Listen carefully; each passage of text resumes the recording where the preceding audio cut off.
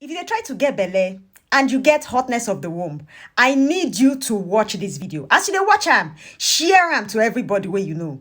Now, for those people that they try to get belle and you don't go hospital, or maybe every time when you get belle, the next thing wey you will get na miscarriage because your belle they always the day hot. You dey feel hotness for every corner your waist. My sisters, use this sleeve.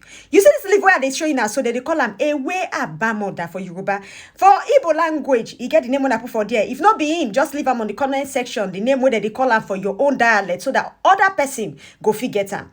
This leaf where you they see, so all you need to do now just take 5 of them, wash them with water, make you drink the water.